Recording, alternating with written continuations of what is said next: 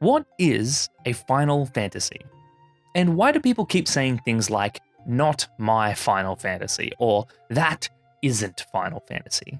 Even though it says Final Fantasy right here on the box, particularly when 16 released last year, but I'm seeing discussions about side content and Final Fantasy identity as we move towards the release of VII Rebirth. I have dug really deep and deconstructed what a Final Fantasy is made of from my point of view. And in this video, I want to share that with you.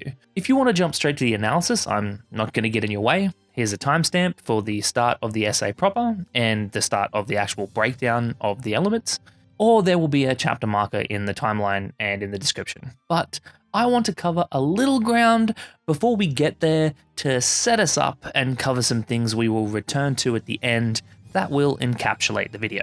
I almost didn't make this video. It was a massive task at well over an hour long and sat half finished for months. As you'll see, it was originally written comparing 16 to the rest of the series, which is still a valid framing for talking about the series as a whole. So I haven't rewritten too much of it. But one day late last year, I saw a tweet that sparked my interest in returning to the video. Now, because X, Twitter, Bird platform is a terrible search engine, and a common way to post on it is to screenshot another tweet and then to share that picture with your own little tagline, so it's almost impossible to find the first tweet. Because of this, I couldn't find the tweet to show you here, which also means I can't attribute it to the original creator either, so sorry about that. But I have recreated the contents. It went like this. Final Fantasy X releases. This isn't my Final Fantasy. Final Fantasy XI releases. This is an MMO. This isn't my Final Fantasy. Final Fantasy XII releases. This isn't my Final Fantasy. 13, not my Final Fantasy. MMO, not mine. Now, I doubt this was super serious. I'm sure it's a little tongue-in-cheek to drive a point about the community. But I think it is a really good lens to look at the response to Final Fantasy as a series. Why is it that despite changes constantly across all these different games, this kind of sentiment floats around in the discourse? And my opening statement is, Final Fantasy isn't one thing. It's a lot of things. Well, duh, like, of course. And different people come to it for different things. But all of those people are identifying aspects of the game they expected to be delivered, and feeling unsatisfied when the game released and those aspects were absent. And as consumers, we should probably take a moment to step back, inform our perspective with both what we see as the pillars of the series, but also what others might see. So let's peel back the surface a little bit and try to really break down what some of those things might be. Keep this tweet in the back of your mind, we'll revisit it at the end, and enjoy the breakdown and analysis to find what exactly is a Final Fantasy game.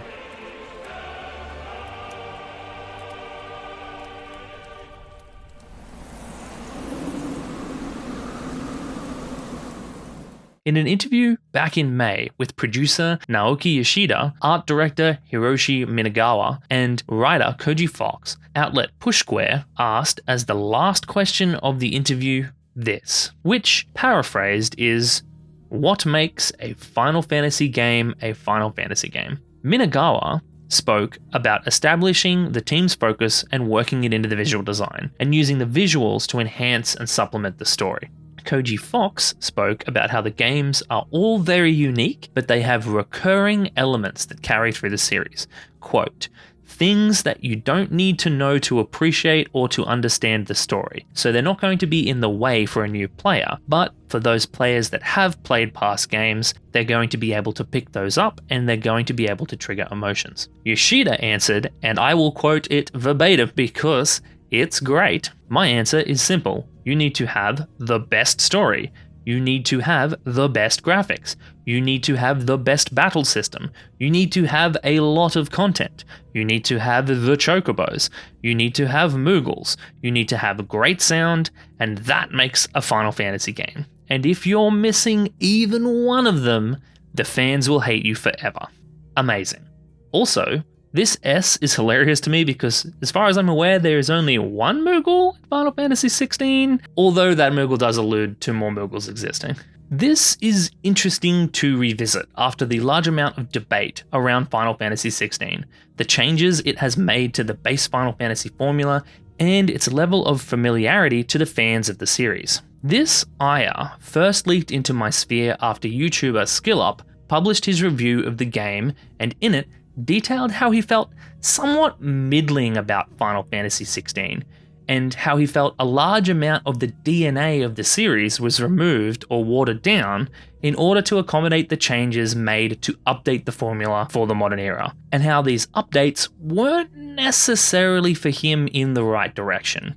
But in the sea of praise the reviews around launch were showering on Final Fantasy XVI, SkillUp's more critical analysis of the game acted as a lightning rod for the energy to channel through it into the wider gaming consciousness. Even today, in late August, 2 months after the release of the game, as I finalize this script, tweets will cross my feed of people popping off with discourse around whether 16 is or isn't a Final Fantasy. The responses to the interview stand interestingly in contrast to just how unsettled many people who dabble in Final Fantasy are and how loud those voices chanted. But were they right? The idea that when you buy a Final Fantasy game, you take it home, you put it in your gaming console, and when you boot it up, a bunch of things are different from the last Final Fantasy game you played, shouldn't be a foreign concept to anyone who has played a Final Fantasy game before. I do think the context of the game being a Final Fantasy game is important though. Why do we buy sequels to games? The previous game set out a series of expectations that when a sequel is made, we all just agree are largely going to be maintained. And if these are going to be drastically changed, then we kind of expect to be told. If the changes are particularly drastic, then the industry sometimes attributes whole other naming conventions to the new, different game. When someone buys a FIFA game, or Call of Duty game, or Need for Speed game, they know roughly what they're getting. If I was to buy a COD game and get something closer to Civilization, American Military Complex, I would understandably be kind of annoyed if that wasn't communicated, and thus things that differ largely from the established norms of the franchise get spin-off titles, a la Halo Wars or Call of Duty Warzone. Final Fantasy as a franchise knows this. Why is Final Fantasy VII, Dirge of Cerberus, not called Final Fantasy VII-2? Why wasn't Final Fantasy Tactics just the next entry in the series? Why does Final Fantasy X-2 get a 2, but Dirge of Cerberus get a whole subtitle? I think this can largely be down to the Final Fantasy higher-ups knowing the expectations and context of the series that they are working in. So while, yeah, some people are kind of saying, well, what did you expect? You were buying a Final Fantasy game. And others are like, this isn't Final Fantasy. The case is, while Final Fantasy is one of the most fluid franchises in the gaming landscape, there is definitely a precedent for these expectations existing. Particularly when, like many games, the breadth of the game's changes aren't really fully communicated until close to launch, or for bad games, by reviewers after launch. And that's what we are going to delve into now.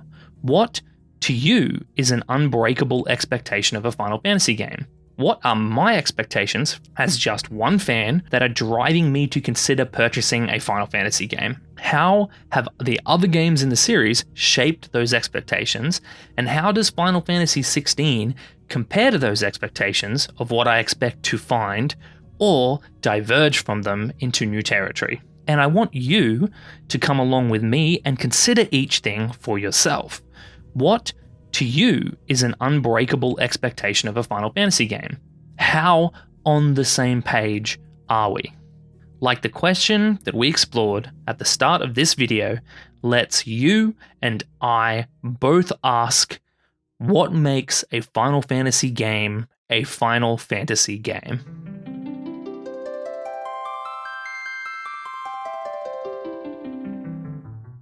Straight off the bat, we are going to address the highest level conceit, and the one that I think a lot of people parade around as the reason that when you buy a Final Fantasy game, you should be prepared for anything. The anthology format of the series. Each mainline game is a completely new game, with a new world, new characters, and a reimagined combat system. This is one of the main appeals of the series. Each time you get a new game, there is a bounty of new content to enjoy. It also means that any mainline game is a good place to jump in. While many games strive for this quality of jump-in ability to be the case, allowing them to attract as much broad appeal as possible, jumping into Uncharted 4 Raw might leave you reeling a little bit as you catch up with the who's who and piece together character histories and that previous 50-ish hours of gameplay that have set up what's happening in the game. Final Fantasy XVI obviously ticks this box. A new world in Valisthea, new characters in the main cast, namely Clive Rosfield, new combat system with the inclusion of more real-time elements and the icon abilities that Clive unlocks. We don't need to spend too much time here. The series has built its name and reputation off the back of this point. They even know that if they want to reuse some of the content that they just made, best to format it as 10.2 or 13.2, saving major iterations in the series for the numbered jumps of the mainline games, and naming even further spin-offs with subtitles as they deviate from the points we are about to go through, or try something completely different like Tactics in Tactics, or a 3D fighting kind of 3D smash like in Dissidia. So Final Fantasy is new every time. 16 is new, tick, tick. And as we're about to discover throughout this video, it isn't like what you've picked up when you bought the game could have been anything at all, and it was just like a lucky dip at the fair.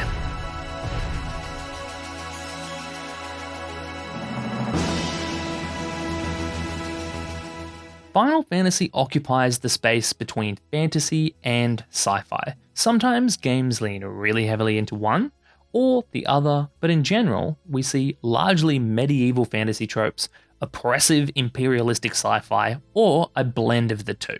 There are also often inclusions of various like punk aesthetics to augment the central pillar genre, often steampunk-esque with brass colors and metallic pipe constructions. Sometimes we see a deviation from this slightly, like the East Asian influence of Final Fantasy X. Even this game, however, doesn't deviate from the history of fantasy in the series, maintaining that intricate hand-to-hand weapon and elemental magic of the series' roots. With my knowledge of the series, I know of blends back as far as Final Fantasy VI, featuring the Magitech armor and the steampunk aesthetics. This is also disregarding the airships, that have been common since the very first game. While each game is largely different from the other, particularly in the latest iterations of the series as opposed to the titles closer to its inception, fantasy and sci-fi genres are often steadfast pillars to build a unique vision upon and rarely deviated from. So what about 16? Final Fantasy 16 is returning to straight-up medieval fantasy. It's got castles and kingdoms, knights and squires, politics, and large hand-to-hand battles between warring factions. After having a foray into a few more further afield concepts like 13's wacky sci-fi egg and 15's almost contemporary modern Final Fantasy take, 16 has a direction closer to the origin of the series. The devs also wanted to adopt a Game of Thrones-like feel and directions to the story events, and this is also reflected in the setting. Kingdoms are split down the middle. When I hear Final Fantasy, I assume that the series is going to do a genre bend of various fantasy, punk, and sci-fi elements. It's one of the reasons that I really like the series, because the worlds the developers create are always interesting, refreshing new ways to bake those genres, and the fantasy and sci-fi genres themselves are some of my favorites. While I expect this, there is always some room for flexibility, of course. One of the series' strengths is its variation on setting. Personally, I think they could do a spacefaring Final Fantasy game and I would be here for it. Nonetheless, if you are basing a purchase on things you liked about the previous entries in the series, 16 will fall squarely in your expectations and will feel very familiar. So 16 definitely fits into the contextual mold of a Final Fantasy game. I would say back to its roots. And inside of these amazing, crazy genre-bent settings, we generally have probably what Final Fantasy is most known for. This anthology storytelling and crazy settings paved the way for the one thing, if I had to take a guess, most people buying the games would say they are buying it for: the story. But not just any story, a Final Fantasy story. This is the foundation of the series, particularly in the modern era of mainline games. A studio can not even bother to finish the game, but if the story and characters are good, people will develop a soft spot for it. Looking at you, 15. We don't have to spend too much time here. I know it, you know it, Yoshi P knows it, and Final Fantasy stories do have a certain set of common elements that lend to our thesis that people have expectations for sequels. A few examples. Final Fantasy stories are almost always massive wars between at least two factions or entities. Pick a game, any game. There are some on smaller scales of more resistance type outcomes like Avalanche in VII, or like the Freedom Fighters under Snow in 13, and the rest of the series features stories on giant scales. There are often empirical or royal domain level conflicts occurring to set off events throughout the story. When the Arcadian Empire invaded Nebradia in the opening cinematic to introduce us to the conflicts in 12, or with the Battle of Nysa, seeing the Dalmekian Republic fighting the Ironbloods at the start of 16. 16 having many warring factions present across the story. There is almost always a magical influence on the story that is supernatural to the characters.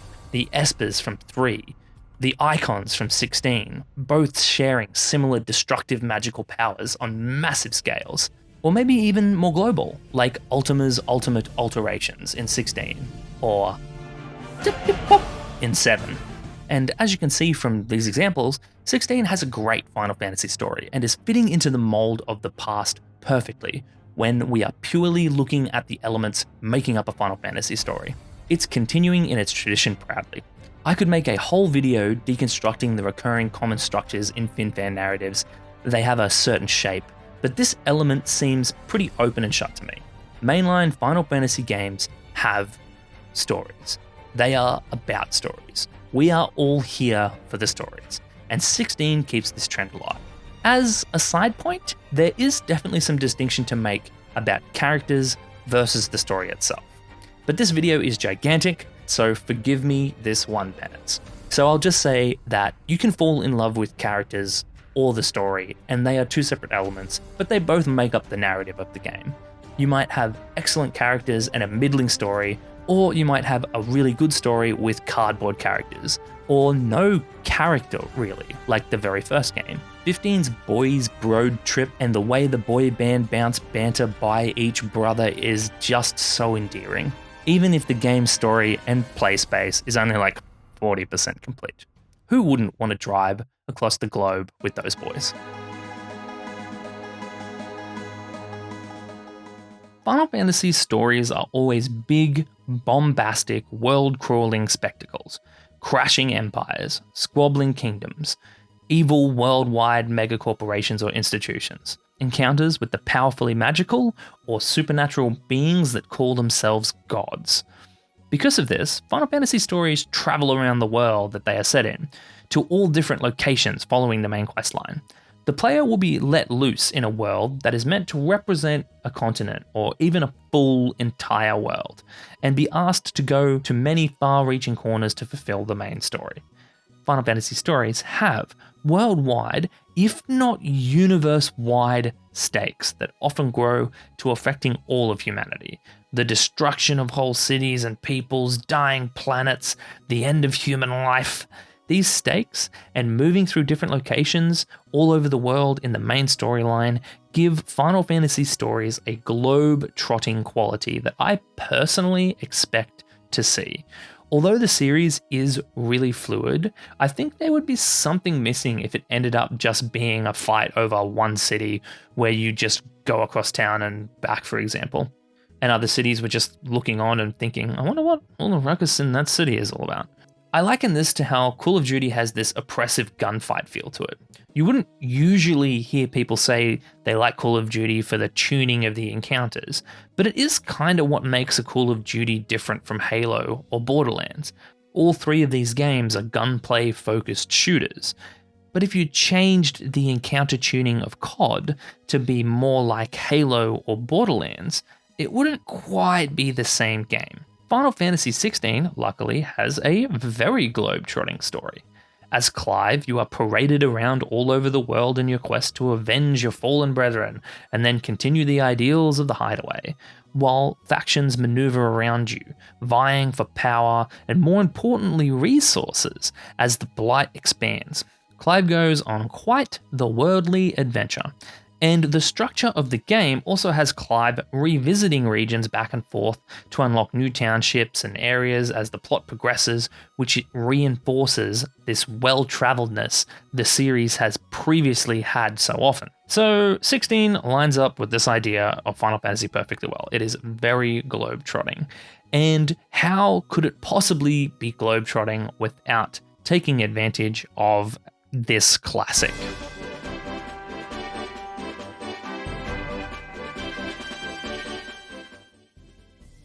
Bouncing off the above globe-trotting element, this gives rise to the world map as an iconic system in the Final Fantasy series. The idea that there is at least some large open spaces to explore at your leisure, and a way to navigate around them and have encounters with various enemies and the likes. Given the globe-trotting nature of these games, there needs to be a way to navigate to and from these various locations and events. This may seem a little odd in modern standards, but there are a range of different ways this could have been presented to the player. Games like Back 4 Blood have a camp the player embarks on missions from.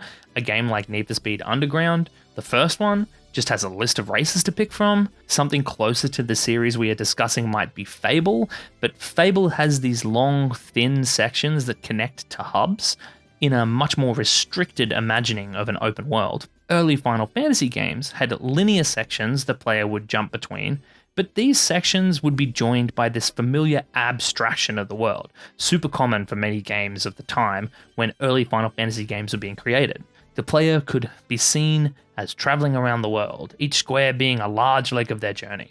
And that's why mountain ranges or forests might just be a few squares long. In later games, this kind of world map is being further phased out as the areas the players play through become big enough and contain enough content to forego the need for the abstracted level of map. But they are still present in many games. 12 has these regions that join other townships and areas.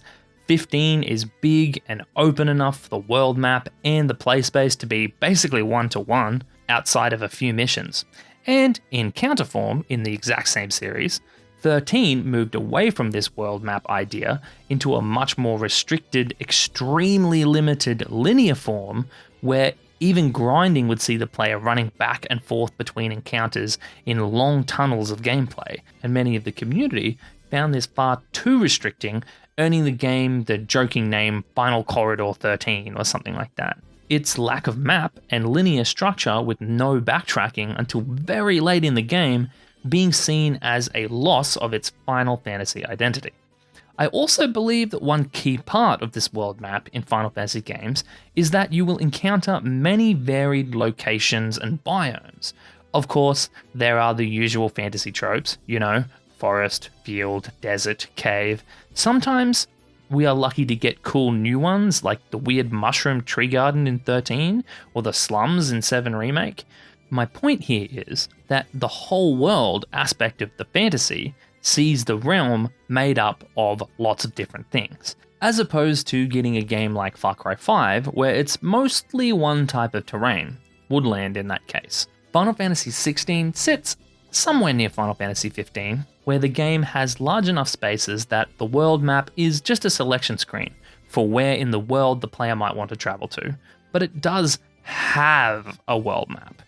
The game has a large overworld map screen where the world of Valisthea can be seen. Each of these blue markers represents a place in the world that the player can travel to. Selecting one will jump the player to that location on the corresponding semi-open world map where gameplay takes place. And these spaces are large, taking maybe 10 minutes to navigate their length, and doing a good job to convey a kingdom space and lands without actually having an entire kingdom on display. You are also allowed and encouraged to navigate around this world map at your leisure, unlike 13 or 10 where you are funneled from event to event. Final Fantasy XVI is roughly about as locked down, at least to my memory, as many of the recent Final Fantasy games. While not the most overtly open game at the scale of its predecessors, Final Fantasy XVI does have a decent amount of space to navigate through by the time the map is fully unlocked. There could definitely be more, but using that space intelligently is better than having more space for space's sake, in my opinion. And while the side quests do leave a little bit to be desired until some really good ones at the end of the game, the map is fairly densely and effectively utilized. That said, the design of some of the spaces will mean the player will be backtracking through the same areas many times to navigate to the one little outcrop or monster arena that has the new content in it. This helps utilize the existing design spaces and encounters a bit more while keeping the space development need down. Overall, I think there is enough space that is utilized well enough and is open enough to scrape by on the world map front for me. In terms of the biomes and locations, 16 really delivers well on locations. Massive forts, a lava citadel, various cities with different types of architecture, quaint little villages that are all similar but distinct. Nothing too wacky, but that's okay.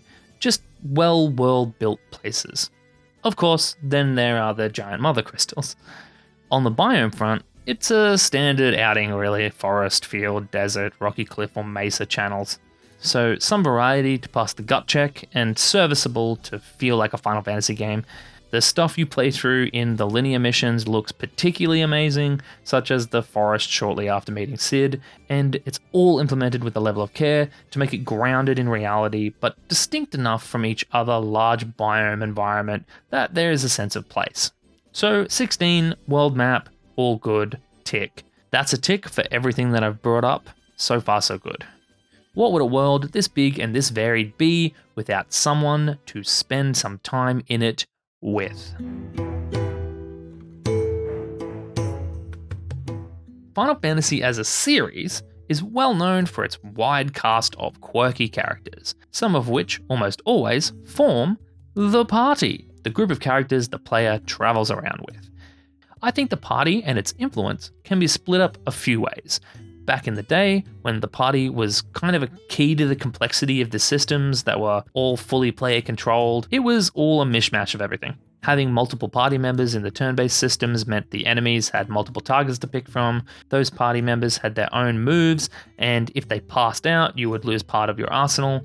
You know, like let's hypothetically imagine a turn-based game without a party, where the enemies just hit the player every turn. With modern technology allowing for complex AI, modern storytelling requiring so many lines of dialogue and other complex processes like performance capture, and modern audiences expecting a bar of quality to things like smooth, realistic animations, the party is a lot more complicated than the change the sprite and make some new moves process of the past. That's overly reductive, but also I'm hyperbolizing here. Along with the series' move away from turn-based and whole party control to free movement, real-time action, and thus single character control, the party is opened up to more potential, but less access by the player, and fills a much different role with less change attached to the devs to include them in everything the player does, unlike before where having a fully stacked party represented your combat effectiveness. So I'm going to split this breakdown of the party element of Final Fantasy into two sections: party gameplay and party presence. We'll dabble in party gameplay a bunch later when we get to the combat sections. So let's jump straight into now the much higher level party presence.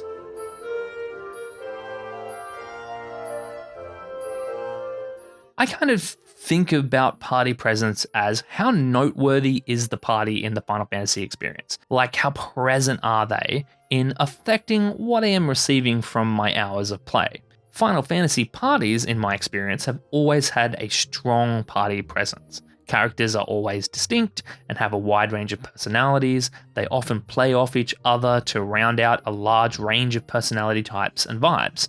They are well known for the characters being stylized really distinctly and uniquely. Here are some shots of various parties from recent games with higher fidelity rendering systems. Look at all of the wacky fashion. There are usually also quite a few characters. Party sizes of 4 and above are not uncommon, and ensembles will be larger than the party size to allow for full party fights while having characters be able to leave the party for various reasons and come back later. Final Fantasy VI has 14 playable characters, for example, and the party size is 4. So the player will spend large amounts of time with many of the characters, and those characters will play their parts in the story. Final Fantasy characters take part in conversation to deliver the information and backstory to the player. They participate in decision making and have their own desires and baggage to flesh out the narrative and add obstacles to the plot. The existence of a cast of wacky characters that join the protagonist on their journey is pretty core to the fantasy of Final Fantasy. I think a Final Fantasy game that only had a handful of characters would be a pretty odd feeling Final Fantasy game. Even moving away from play and their role in the gameplay systems in recent releases, characters have been present and acting on the plot and the minute-to-minute gameplay. When Final Fantasy XV released, the player couldn't control any of the other guys Noctis was with, just Noctis, but their presence on the admittedly largely unfinished and flawed narrative was readily felt. Even outside the sick lads mad bants road trip to smooch the fiancé that was the exploration of the game, Final Fantasy XVI's characters definitely lack gameplay relevance, as we'll discuss later. But the characters that are there do have all the hallmarks I would expect in a Final Fantasy party as far as presence, even if the cast is a little thin and many only spend a short time with Clive, who spends much of the game kind of grinding it out solo. Final Fantasy XVI probably has the most down-to-earth, real presenting characters of a game in the Final Fantasy series. This feels weird as I type it, but what I mean is that there are characters that affect the plot and the world, but they aren't as wild and out of control or flamboyant as other Final Fantasy games. They are all dressed distinctly, but their costumes aren't as fashion of the week as the previous entries in the series. Clive is about as wild as it gets with his Dracula-esque leather getup. The weight of their roles also dampens some of the anime-ness we might have seen in previous titles. Like Vanille is very, very innocent, unrealistically so, and Auron is so stoic. None of the Final Fantasy XVI characters are like this. Dion is very different from, say, Gav, but both are very real, plausible people. This realism just means that the characters need to affect the plot in different ways than the typical archetype style characters. There is a range of personalities that just sit much closer together on the Final Fantasy Venn diagram per se. The characters do come with their own baggage that affects the actions they take. This in turn affects Clive. Sid has his funny little ways about him that make Clive second guess him sometimes. Jill comes with trauma from her time away from Clive that informs part of the main quest line. Lots of characters set up and deliver backstory and personality to the narrative. Even the ones that aren't really in the party, like Otto and Taya, have their place that rounds out the cast and their impact on Clive by the end of the game. They definitely aren't as forefront guiding the main character as previous party members are, but this game really is more about one man and his journey.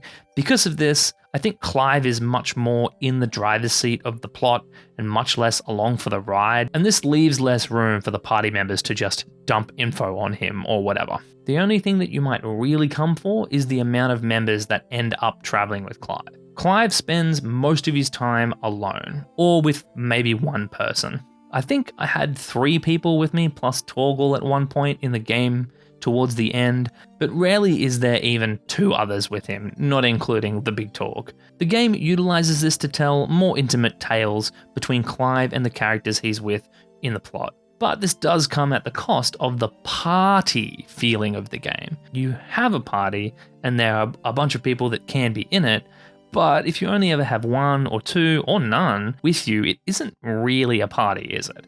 Anyway, let's move on. Party presence is a pass, but it's not as strong as in other games. Party members' impact is offset somewhat by the scale of the plot and the focus on the singular protagonist struggle. Overall, I think the party does a good job of rounding out the narrative and adding what it needs to add. The next one is kind of the opposite of party presence. It's the anti-party presence.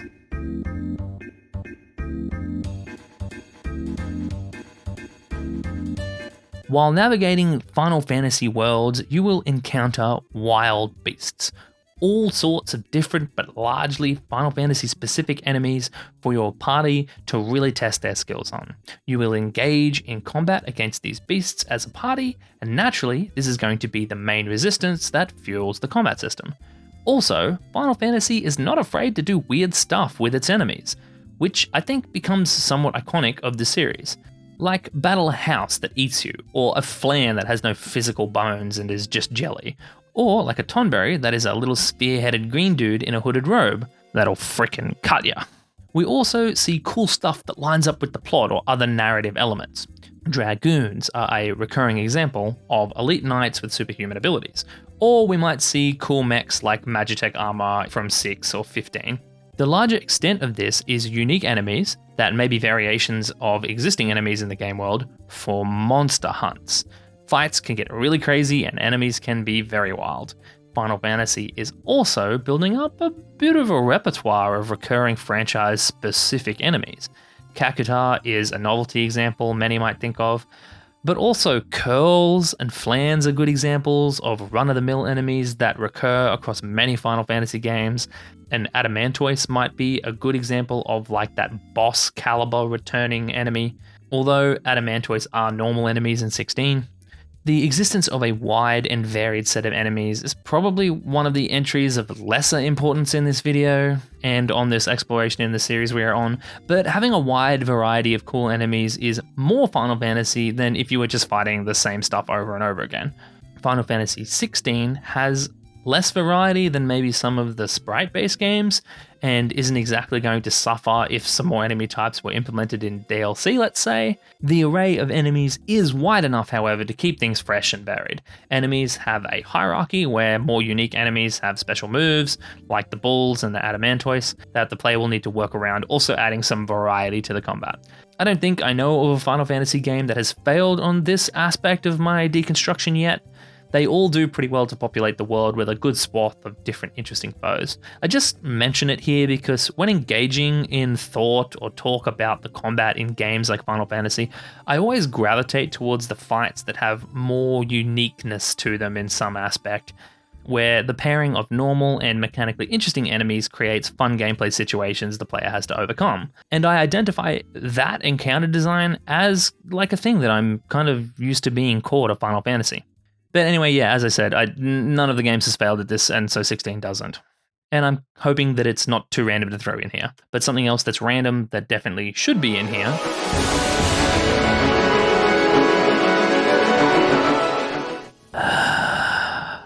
yeah, random encounters are dead. Sorry, yeah, just a little hurt and you'll feel all better. Grab a lollipop on your way out. In a similar way to the unique enemies section before, when someone says Final Fantasy to me, I instantly think in my mind, like the vision in my head is the games with random encounters. In the inception of the series, right through 10 at least, Final Fantasy games have been based on this idea that you navigate through space and there is a chance to generate a random encounter that will result in a fight. The player is unaware beforehand what they will be fighting and how much fighting they will be doing until each encounter is generated. The random encounter could be against any varied amount or makeup of enemies, although often this manifests as locations having like sets of possible encounters for that area. Some of these encounters may have even been designed in cases similar to puzzles where the chances of generating the encounter is lower, but the player may need specific special magic or a deeper understanding of the combat system to overcome particular enemies. This meant that there was always a need for planning and awareness. You might traverse a space and run into no encounters, or you might run into 10 encounters. You might fight mostly base level mobs like wolves, or you might fight really strong enemies. You might even fight enemies that require specific approaches like healing the undead to do extra damage or casting fire against enemies weak against fire. This forces the player to be across their party and their health. You can push on without healing items, but you may have party members faint since you won't be sure how many fights you need to do. Players also need to be cautious of their party makeup. For example, losing your healer in a location with many slow, strong monsters and thus losing your ability to revive passed out party members or heal injured ones might leave you exposed. or losing your black mage might leave you without a way to efficiently dispose of higher defense enemies. Long-term players also need to be conscious of their party's overall state. They might prioritize variety in the skill tree to unlock more elemental spells, or buy gear to equip that resists the elemental type of the enemies in the area. The unknown element of the random encounters is what makes all of this necessary. But those days are behind us. It feels like Final Fantasy is saying, if you want that, go play Octopath Traveler, or some other Square Enix game, probably a remake of an old property. Square Enix's premier franchise has undergone its massive visual and gameplay facelift, so now enemies appear in the world right alongside the character, and you fight them in the world just like you would in any other action game. The layer of abstraction between the encounters and the map has been completely removed. We started to see this in 12, where the world map was cut into chunks, probably for streaming in the PS2, but you would basically just engage an enemy in its place in the world map. By 15, what you see is what you get. Enemies in the overworld are the enemies you fight.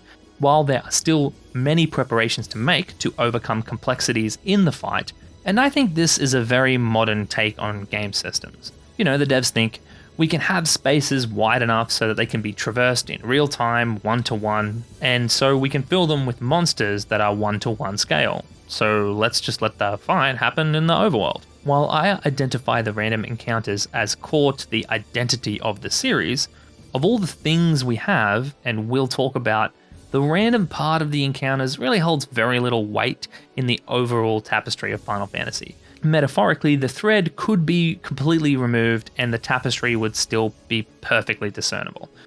Final Fantasy XVI is another entry in this recent modern 3D wave of real-time action games. Encounters function essentially the same as in 15. You see a foe in the overworld, you engage it in the overworld. So 16 does kind of fail on this core ideal of random encounters. It has moved far away from Final Fantasy's roots with its determined, perceivable, real-time, one-to-one encounters in the overworld. But honestly, keeping this as a core identity of the franchise probably speaks less about 16 not being a Final Fantasy, and more about me, and maybe you or a bunch of the people on Reddit just being purists. Ultimately, I should probably move this out of the core identity and into the former eras to fondly look back on. Series do change over time. And with the advancement in tech, I think this is one of those changes that is different, but for the better. So we have enemies to fight, and we used to do that randomly, and now we do it in a much more modern way by engaging them as we see them in the world. And I think that we have arrived at one of the biggest things that make Final Fantasy games distinctly Final Fantasy outside of the story and the narrative, and it's how we interact with those encounters. Every mainline Final Fantasy game has a brand spanking new, reimagined combat system. Of the probably two main pillars of the series, the new combat system is one of the most iconic, the other being the anthology-style narratives and worlds. Even as early as the very first sequel, Final Fantasy II, the series has been experimenting with changing the core system of encounters with each iteration. This is one of those ideas that is so core to Final Fantasy that I don't even know if we will ever see a mainline game not reimagine the combat system. Not for a long time, if ever. The earlier games are closer to each other than the later games. Early games see the use of a turn order where turns are allocated in a sequence, but there are changes as we move along, as classes and jobs being added and things like that. As we progress in the series, we see variations on this, like gauges that fill up, and the turn is taken when the gauge is completely full. We see our awkward teenage years where the games are experimenting with what it means to be a Final Fantasy game that is also in 3D. 12 is based on gauges, but also has a positional element that you can take advantage of by running near to or away from enemies. 13 has a system where you basically need 3 profiles of stances to cater to staggering, dealing massive damage, and healing. You jump back and forth between them. And now we see this fully action game format taking hold in 15 and 16. Gone are the turns or the bars that fill up, being replaced by positional play, area of effect, basic attack being literally swinging your sword, and spells being active then on cooldown. In Final Fantasy XVI, perhaps we overcorrect. The combat system is significantly less complex than in previous games. We'll discuss more in later combat sections, but in general, Clive is the only playable character. This was the case for Noctis at the start of 15 though. But the combat abilities, magic, and balance between pairing strong moves to situations in combat is mostly gone in favour of a range of settable moves that the player can unleash on the enemy to deal massive damage. The balance of combat has shifted from intelligently what to use where into a territory closer to when to use what. But let's put a pin in that for now though. The point of this section is to identify that each game has its own unique combat system. 16 definitely does. It's one of the larger steps away from the series' roots, and it's certainly reimagined enough to fulfill this idea. Did I say it's a large step away from the series' roots? Because we're about to take a large step away from the series' roots.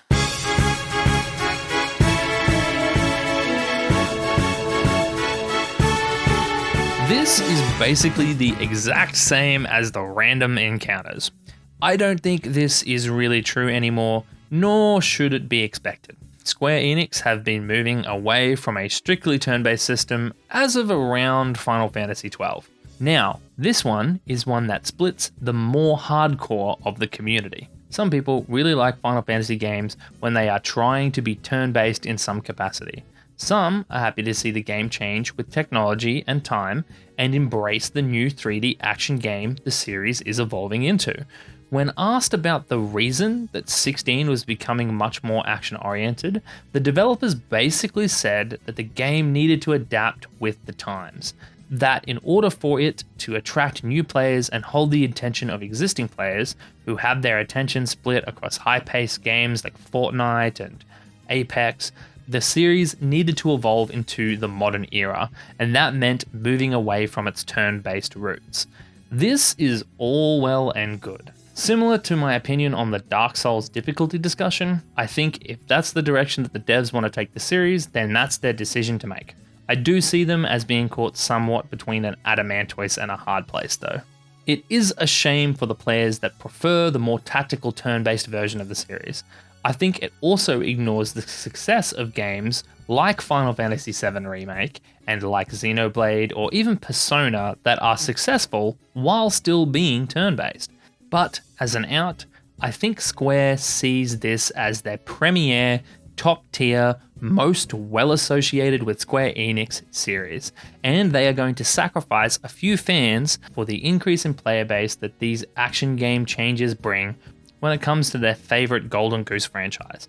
Final Fantasy XVI is about as far from turn-based as you can get. Combat is fully real-time, attacking as a player along with dodging and blocking are real-time timing challenges linked to enemy animations.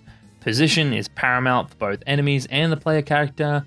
Aiming certain moves is important, and even actively aiming with a move is needed sometimes. So, as with random encounters, I do think it is iconic to the series. It's one of the main things that pops into my head when I think Final Fantasy, but I recognize that this is an instinctual reaction that is no longer reflective of what I can truly expect of the series. As far as my personal opinion goes, I'm not married to turn-based strategy. I liked the old turn-based strategies. 6 is my favorite Final Fantasy game.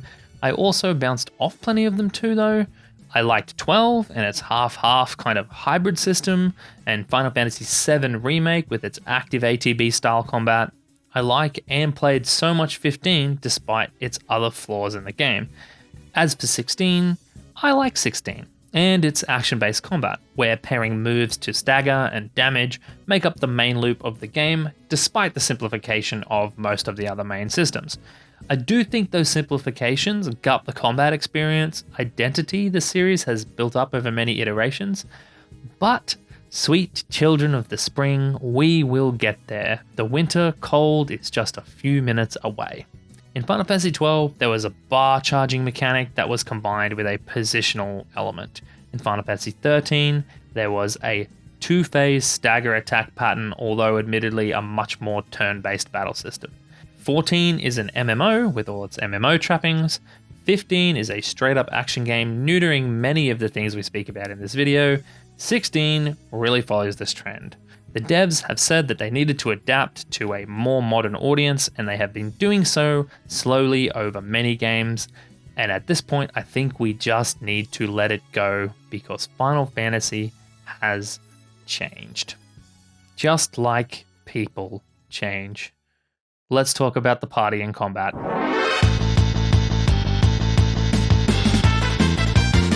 We went over party presence before, which we defined as the party's effect on the characters and the narrative. Now, let's talk about the party's effect on the gameplay. And oh boy, yikes. Final Fantasy sees the player often traveling around with a wonderful cast of varied characters from various places in the world. And as any good party from an RPG, they also traditionally make up a big part of the combat equation when it gets broken down to who is bringing what to the table. Party members will usually have roles, whether formally like jobs, or informally within the world, or at the meta level above the game like access to what specific abilities each character has. For example, a black mage is a wielder of elemental attack magic. They cast Fira and Thundara and Isra. This is as opposed to, say, a white mage that is also magical but casts healing spells like Cura and Raise. You might have a general sword guy melee character that hits many characters, or a brute style melee party member that deals immense single target damage. Each party member makes up a distinct part of the whole that is the fighting effectiveness of your party. Often later in the game, there comes to be more overlap. Maybe melee characters can also learn some basic casting magic, or maybe they get like a Fireblade spell. But in general, each role has a series of strengths and likely a set of role-specific abilities that are only achievable to that member. This means any one party member is a boon to the effectiveness of the whole party, and conversely, any party member that passes out is a loss to the overall effectiveness. It also means that certain party members might be good against one type of enemy and bad against another. Many of the traditional common fantasy tropes have been observed here in the past. Casters have low physical damage resistance. Swordsmen can block. Healers have super low health pools, so die in a couple of hits. How this forces the player's hand is by needing to understand and appreciate these differences in order to fight effectively and progress in the game. Well, I guess you could just grind a bunch of levels, but yuck, don't do that. There's enough grinding in these games to talk about it later, or yeah, foreshadowing. But to progress normally, you can't disrespect party members and what they bring / don't. You probably want to keep them roughly equally leveled. You want to learn each member's strengths and weaknesses, and each of the strengths and weaknesses of the abilities each character has. Then, when you enter a fight, you can use all of this combined knowledge to not lose party members or drag out fights by ineffective or suboptimal choice for attacks in combat. And because there is usually a downward spiraling effect of the games when you do start to lose party members if you get in a pickle. Losing a member puts off the turn order by giving the player less attacks in total.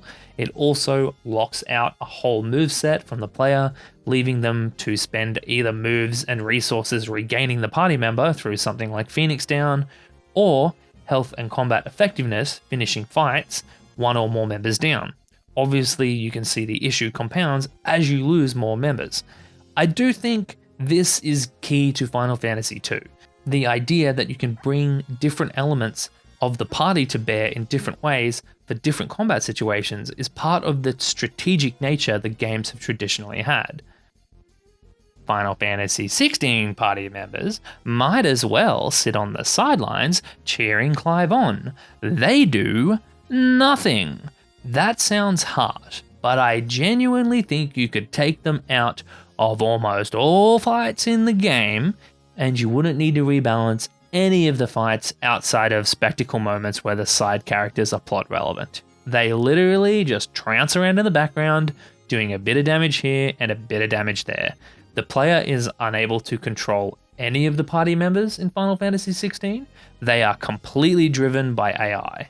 The player is unable to direct any of the party members in Final Fantasy XVI. They make decisions entirely on their own.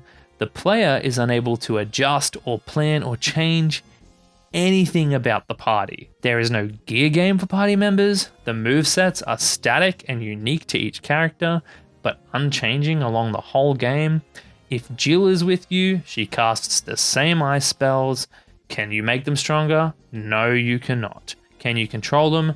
No, you cannot. Can you change them for any reason? No, you cannot. Is Jill functionally any different from any other party member?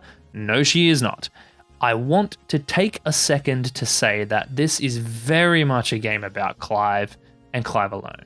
So there is an argument that could be made that the player only controlling Clive will keep the player immersed as Clive, where jumping around to different characters in combat might have directed the focus from Clive and onto the party more as a whole. And you could also speculate on budgets and time and game feel and a bunch of other things. But fundamentally, in moving to this protagonist action game where the focus is moved away from the party of cool characters is a decidedly large step back for the series, and it's undermining one of Final Fantasy's strengths and iconic qualities. 16 even has a model for how a command menu could have worked in Toggle. The player can give Toggle commands. This, coincidentally, I did find to be just about useless, as it swaps out your access to potions, and Toggle isn't reliable enough with damage or healing to use as a substitute for just pounding on things with Clive's icon abilities, but you could see how even a little bit of party interaction could have been achieved by making these something like equipable command slots and letting the player slot in a few moves that different party members could bring to the table. At least something like that might have brought back some of the understanding the system and relying on party members to do certain tasks. That interplay between the characters. Party members also can't go down in Final Fantasy XVI, so there isn't any aspect of losing your party members and thus your combat effectiveness. Instead, Clive is given 98% of the combat effectiveness, and the party members are able to slash around in the background immortally until Clive takes fatal damage, where a game over is then gifted. No raise or phoenix down or reviving. Instead, the party members are little more than set dressing, or a small help in cleaning up base level mobs if you're grinding out encounters for experience or AP. I don't know if you can tell, but I'm pretty pissed about the party dynamics in Final Fantasy XVI. I also had party interplay and party control listed as points to talk about, but I think this rant has kind of covered them. Plus, you guys have probably played Final Fantasy XVI, if not there's a demo, you know what I'm talking about. So we can wrap this all up as Final Fantasy XVI fails pretty hard on party combat.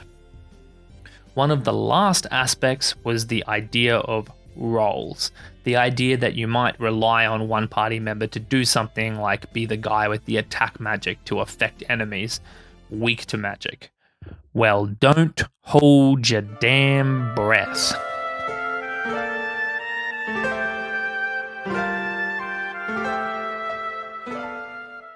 Is it just me, or is magic kind of the blood of Final Fantasy? Since the very first Final Fantasy game, the structure that underpins the magical system in Final Fantasy games was being built. Simple yet foundational. Fast forward 25 years, and magic is still a core part of the Final Fantasy experience. Final Fantasy's magic system has a bevy of iconic spells. Raise, Asuna, Thundara, Death, Silence. These spells and their other kin have been slowly added to across the evolution of the franchise. Like, how familiar and iconic is it when you unlock Asuna, with its unordinary name, its useful gameplay effect of removing all harmful status effects in one go, and its uniqueness to Final Fantasy specifically. There is also a storage structure to the magic system that once again is unique to Final Fantasy. Spells follow a naming convention, for example. Fire, Fira, Firaga, Firaja. Fire being the base elemental spell, and each subsequent version being a more powerful spell of that element. Sometimes the Ra and Jar spells denote area of effect variations, but not always. The series also has dabbled with different types of magic: green magic, time magic, gravity magic, expanding its horizons past the base black and white magic for damage and healing, and elemental type magic for damages and resistances. With the evolution of the games, you get experiments on different types of spellcasters, roles, and jobs too. Time Mage, Red Battle Mage, Summoner. Some of these mages dealing in more status affecting magic over pure damage. And the magic has almost always followed the same resource management framework. You get MP, spells cost MP, no spells, and there are items that can help you recover that MP to get your magic back. These elements have been built up over time for me to become part of the identity of what a Final Fantasy game is. And while there is naturally some play in the system, of course, 15 for example used these weird throwing grenade style things as iterations of elemental spells, the series-wide magic framework is pretty established as a familiar system. This is one of the best cases of why people who pass off those who are questioning the identity of 16 as a Final Fantasy game need to really think a little harder. The magic system has been developing for 12 mainline non-MMO games now. This is a great example of what people are probably buying into when they see Final Fantasy alongside any of the other plethora of AAA games that come out in and around release. This is what I meant when I spoke in the intro about a set of expectations for a sequel in a series. Final Fantasy XVI does away almost entirely with this magic system. It pays homage to the storied system in little ways, like Clive's ranged abilities from each icon, starting with the basic fire, and in other small ways like enemies that cast Cure to heal their comrades in encounters. But it largely de-emphasizes the entire system in the communication to the player. It's not fire or arrow really, it's will attacks. The system existing as a cameo of the IP rather than a genuinely fully fleshed out system. So Final Fantasy XVI is really diverging from the path here. We're well off into the woods at this point. In this far reduced importance, 16 also loses one of the key emergent properties of the magic system too. The interaction between the spells to create weaknesses, resistances, and status effects. Many other Final Fantasy games use this magic system to create an adversarial or scissors paper rock-esque system within the combat. Certain enemies will be weak to fire, for example, and so attacking them with fire yields more damage, but they might resist or absorb certain elements as well. So attacking an enemy that absorbs fire will actually heal them. This adds a layer of complexity to the magic system in the gameplay. Players need to identify what the enemy is strong and weak against, and adjust their combat plans to take advantage of this. In addition to this, other magics or elements of the gameplay may affect the player by inflicting status effects, such as attacks from spiders or touching purple goo, leaving the player with the poison status, or other magic, such as silence, disabling magic use, further adding complexity and elements for the player to work around. In 16 throwing out the traditional magic system, the resistances and weaknesses are also thrown to the wayside. This flattens the combat model and removes a level of complex interaction the player would need to consider in previous games. Furthermore, the direction towards pure action also sees status effects removed from the combat model, further flattening the complexity of the combat model by removing another layer of complications the player must manage from the equation. You end up with this really flat system where you wail on enemies and you aren't really managing or considering anything other than your cooldowns and your positioning. No item use, no MP, no elemental affinities. I'm not saying it's bad. God of War has a really complex combat model without affinities or status effects. I'm just saying not having the normal magic systems do affect a lot of the historic systems of the game, trickling down into item use and gear, resource management, etc.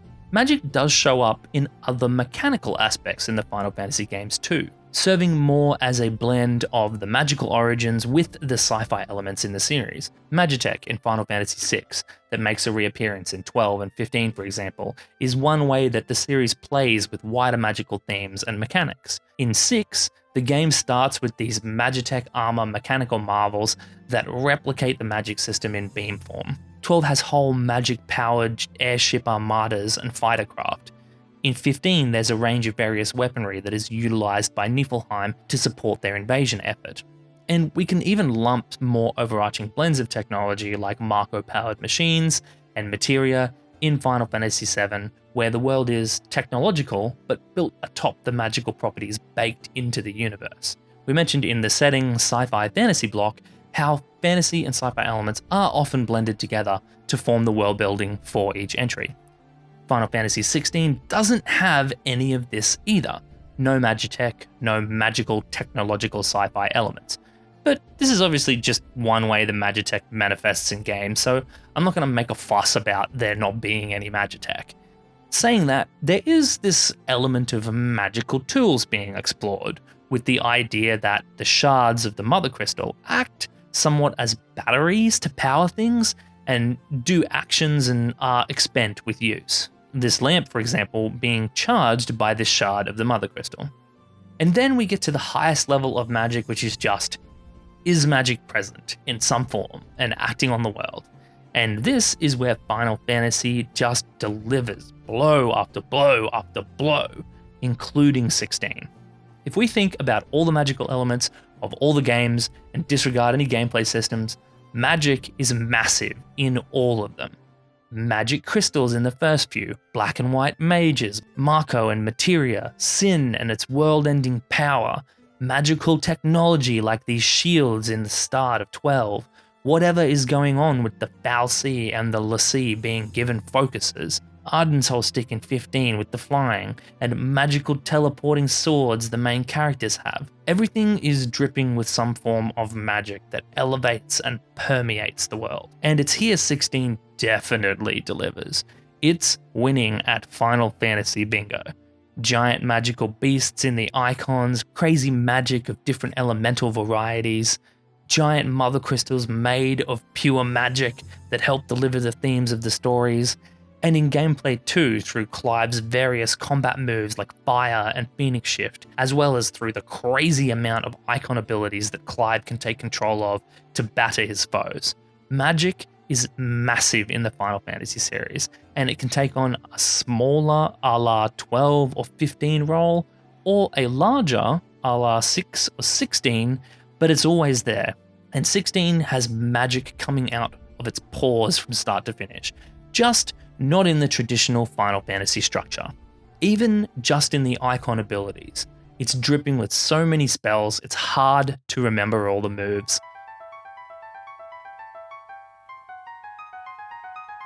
I probably should have deleted this one, honestly. It's not like if it wasn't in the game, I would make a scene, but instead I'll just be quick. As per the old format, enemies would have names for specific moves that they could do, and these would appear as names on the screen when they used that ability in the older 2D games.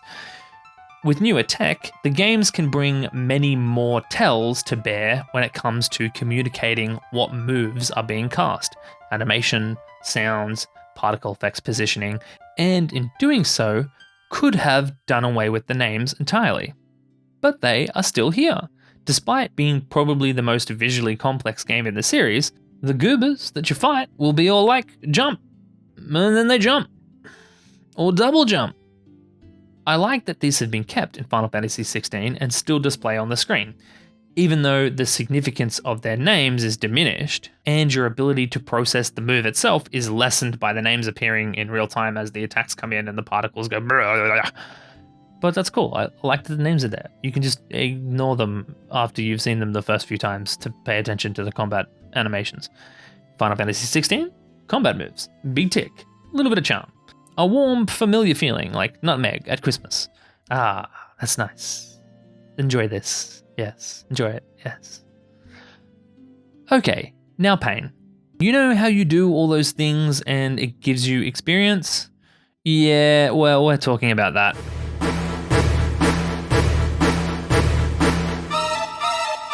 Until coming to write this section, I had this part written in my script for a long time as the experience system. But level system is much more accurate. The experience is just a byproduct.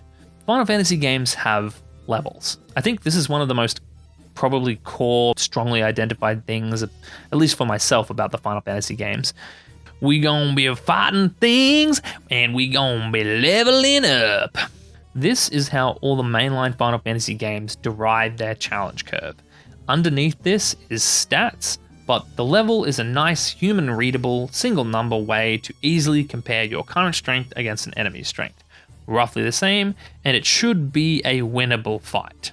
But Final Fantasy doesn't randomly bestow you a level like milestone level D&D games. You get experience. If you are this far in, you are a big enough gamer to know how experience points work.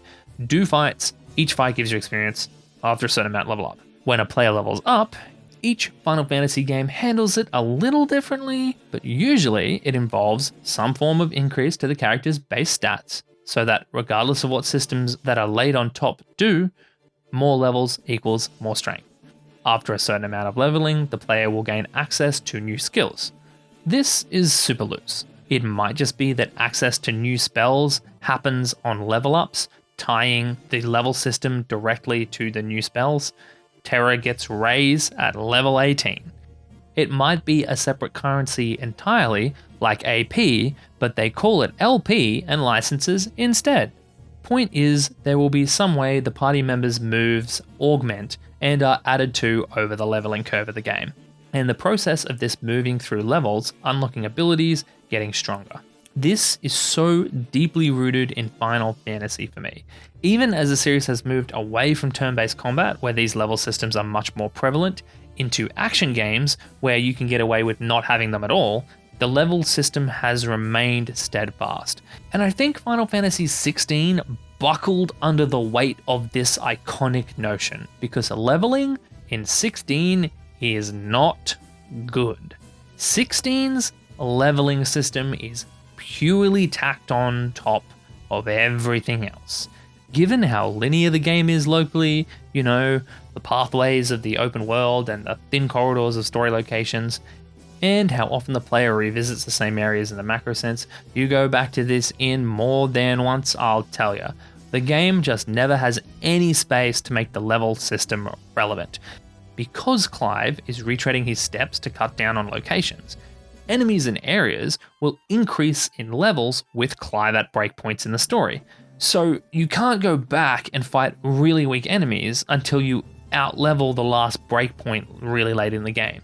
The game doesn't unfold unless the player tells it to do so. So the player is never underleveled or presented with a massive enemy to come back to later.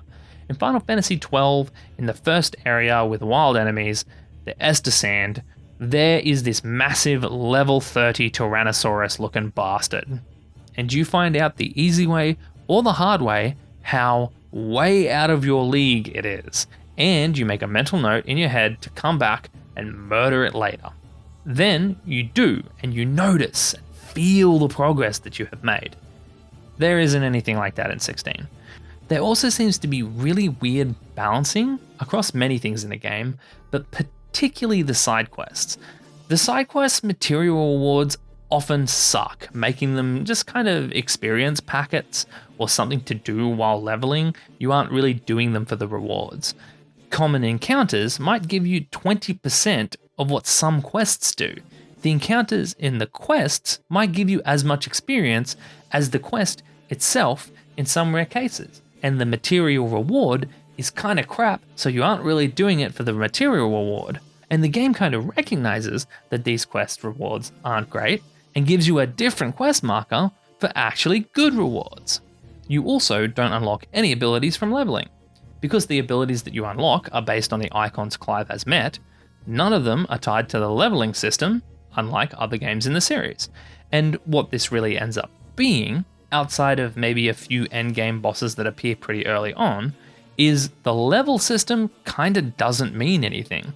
Like, I fully think that you could have designed this game with almost no changes and just stripped out the leveling system entirely, and you would have an identical game with a little bit of tweaking to the enemy values. I beat one of the endgame bosses 10 levels early by learning when to dodge. You would get mangled in another Final Fantasy game taking on enemies that are that much higher than you.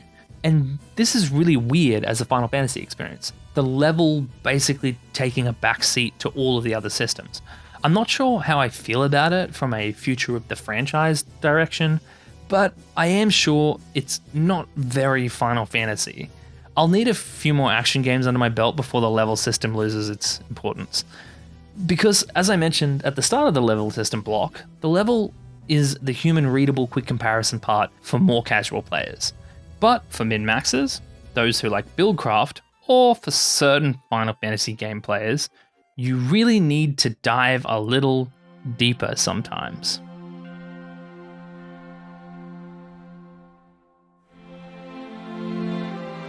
Stats are a funny one. Like some Final Fantasy games, they are really important, and some Final Fantasy games, they are less so. But all previous Final Fantasy games have made them relevant.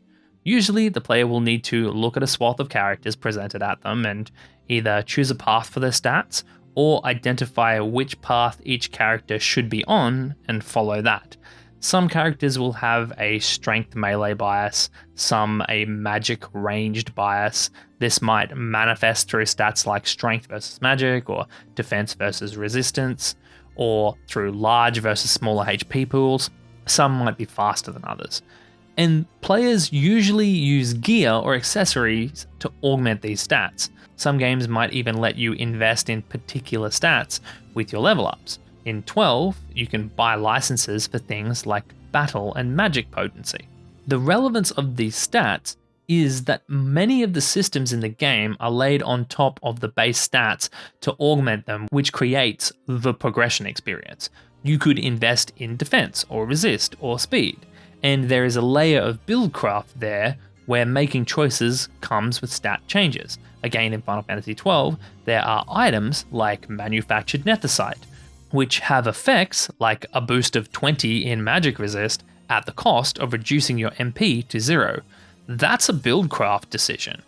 And there has been this relevance of looking at just how things affect the stats of things in every single game in the series that I can remember. In Final Fantasy XVI, the stats do not matter at all in the slightest. The entire engagement with the stat system can be boiled down to, will this make its associated number bigger? There is no interplay between stats or play to favor one stat over another for any specific reason. Swords makes attack go up. Armor increases HP and defense. And I cannot stress this enough. That is it.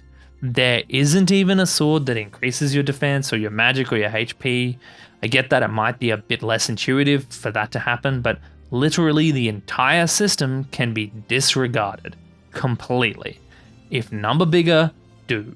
If upgrade later in game, equip. Even upgrading between gear might yield a fraction of a % increase to the two stats that are only ever affected by that one piece of gear. So it literally is an entirely linear upgrade path with no flexibility to add anything else in the system at all. In previous games, you would be presented with options and have to make choices. I am just astounded at how much of the level and stat systems, things that I thought of as about as core as you can get to Final Fantasy, have been streamlined in 16 to the point of almost irrelevance.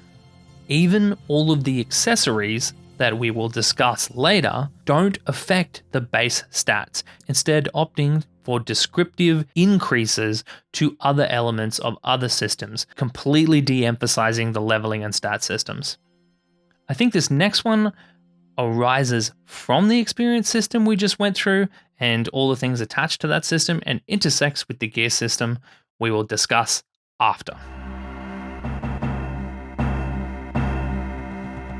This is one of the more community meta level things that aren't really born of the game itself so much as the perception of the game. These things are important to recognize though, because they may present challenges that the game needs to overcome to appeal to its player base, and also present an opportunity to maintain or break from a perceived stereotype in that player base. For example, COD lobbies are full of screaming teenagers. Or probably a more of the time reference, Fortnite is full of screaming children, is something wholly outside the game design, but is something the developers and the player base will need to wrestle with. The perception that Fortnite is just for kids, for instance, might scare away older players with that sweet, sweet disposable income. In my head, I associate Final Fantasy games with at least some level of grind. Since the games require you to continue to level up to be able to contend with the challenges in the game, and this establishes the game's difficulty curve and pacing, there is a balance to strike to keep players engaged. If the difficulty curve is too flat, the player will become far too powerful too quickly, which will negate any challenge the player may encounter. Kingdom Hearts, for example, can run into this where you just tap X or A for great victory. This may turn into a dull experience, and so the player gets bored and leaves. If the slope is nice and gradual, the most average player will be perfectly catered for, and there will be a nice blend of challenge and experimentation. I think most developers strive for this, but it can be really complex as you start adding things to your game to hit a balance for every player. How do you make sure that a player that does every single side quest is still engaged at the end of a game that can be finished by a player that hasn't done a single side quest? A player who engages fully in the intricacies of the combat system versus just at the surface level spamming basic attack. Lastly, if the difficulty curve, sections of the leveling curve are too steep, you end up with the dreaded grind. As the series has evolved across the last 35 years or so, I think it has become less grindy. Early games were super grindy. You might need to set aside hours to level up your characters depending on how far off the curve you got. I dropped off Final Fantasy VI several times due to this fact, even though I still say it's my favorite Final Fantasy game.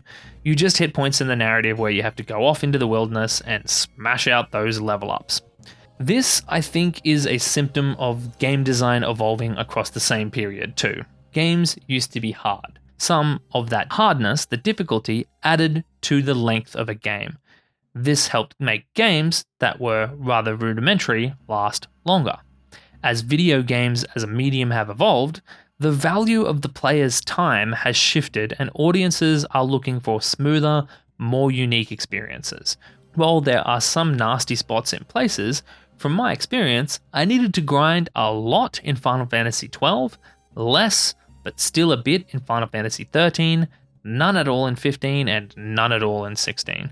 This could be down to a range of factors that is likely influenced by my playstyle. I like to do all of the side quests if they're not ridiculous, but usually it means I'll be overleveled for the critical path events. But when it comes to the franchise, I am still wary of the grind, the idea that I might need to just kill enemies for 2 hours. But given the recent track record, the changes in game design both overall in the industry and within the franchise, the move towards action, and the personal factors like playstyle, I would be happy to say that while I identify the series with grinding, I can leave behind that outdated notion as a thing of the past.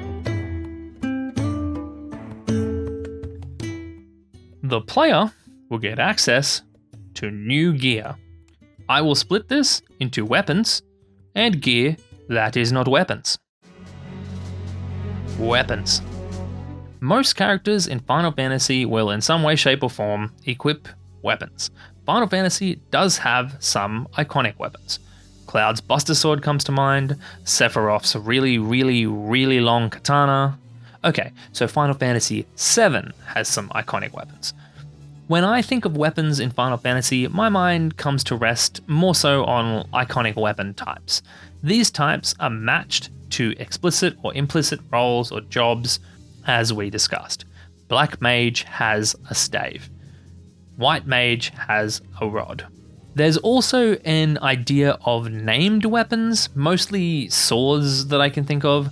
Flame Tongue, for example. I don't think anyone is buying the games for the named weapons or the weapon upgrades paths. There is just some room for designers to call back and reference other Final Fantasies to create unified branding between the games.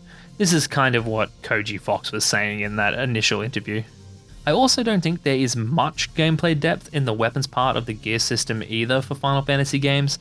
When it comes to weapons, you pretty much just get whatever the most powerful one is that you can with the resources that you have available at the time. The extent of the complexity from my memory usually rests in some of the middle of the game weapons having minor gameplay effects like poison on hit or fire elemental damage. Players will need to decide if poison chance is better than a strength boost until the boost becomes too great to ignore. Players will need to be conscious to not attack an enemy weak with a fire elemental weapon because it will heal them. As for 16, 16 has just one protagonist. That protagonist is Clive. Clive has 3 jobs: Rosaria, Joshua, and Choppy. Clive uses one sword for Choppy and his smooth, silky voice for the other 2. As per previous, there is no magic, so his swords aren't imbued with elements. As per previous, there is no status effects or weaknesses, so the sword never statuses on hit. They are just a container for stats. More strength? Yes, please. More strength mean more damage. These swords have cool models, so they sure do look cool. I think this is all fine from a what is Final Fantasy perspective. Pretty much similar to the other games, and we have already discussed the differences in their own section. It's a pass based on the one protagonist model of 16 and how all he does is sword. It's just a little limp and lifeless compared to its kin from other entries in the series that might have more weapons to kind of play with based on having more members of the party. Gear that isn't weapons. Gear that isn't weapons is usually armor or accessories, maybe trinkets, like ribbons. Ribbon is actually a good example of one of the iconic Final Fantasy items that you'll only know if you've played a bunch of Final Fantasy. Usually a late game accessory or headgear, and usually makes you immune to all status effects, but that might be my many hours of playing Final Fantasy Tactics clouding my memory. Armor and gear, to me, is usually able to be equipped on all party members, or there might be like different sets for different jobs, so normal weapons versus casters. But there will be gear that kind of naturally makes sense to put on certain characters. So there will be a character with strong magic stats that casts magic, and it would be a good idea to give them light gear that boosts their magic, since they will probably be doing ranged and in the back row, rather than gear that boosts strength and defense and thus melee damage, which might be better suited to another more burly character that has high damage special moves. New gear will unlock with the progress in the game to make party members progressively stronger, but it's also not a Diablo CRPG style of buildcraft or varied gear. You aren't deciding if you are boosting crit by 1.5% or strength by 1.5%, and the gear bestows like 7 different stats and upgrades. Final Fantasy system is still pretty modest. Final Fantasy has always sat where there isn't much gear game between min-maxing outright stats, but there is still options for dabbling in gear. For example, choosing, say, an effect, like immune to poison, over outright stat boosts, or say, foregoing a purchase now to save money and buy a better piece of gear later rather than incrementally upgrading. Or another series classic is items that increase experience rate or ability uptake, such as increased AP gain. Decisions need to be made. Also, many of these decisions will be predicated on your desire to grind and earn cash.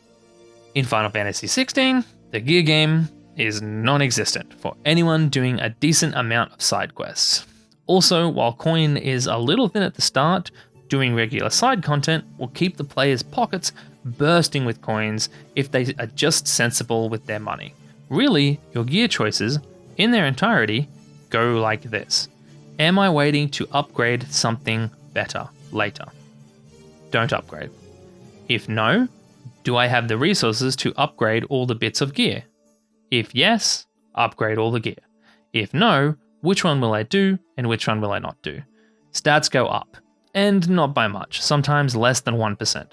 HP plus 5 for Clive with over 1300 HP. There is a small amount of gear game when it comes to accessories that is much closer to the usual Final Fantasy affair.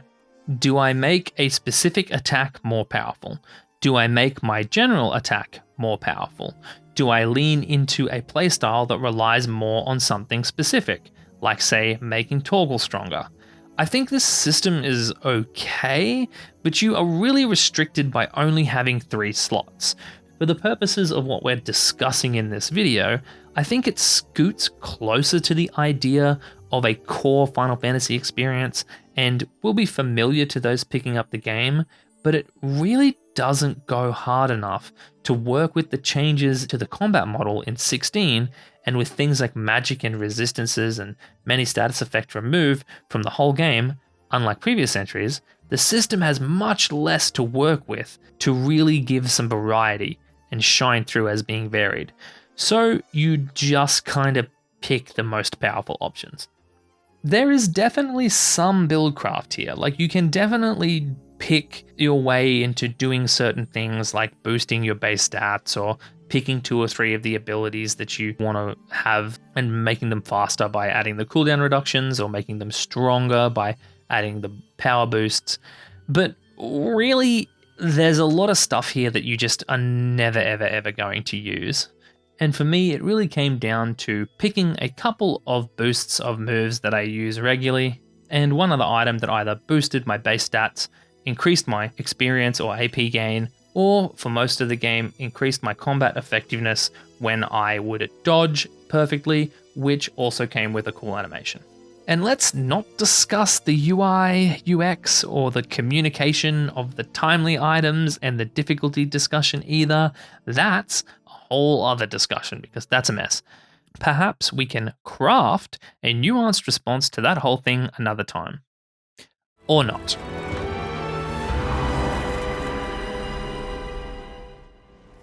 Right, so I am going to admit that the soundtrack to games is really not that high on my list of things that attract me to a game. It's not that I don't love a good soundtrack. It isn't that if you put some filthy bangers in your game that I won't fully appreciate the music. It isn't that I don't notice when moments are perfectly scored.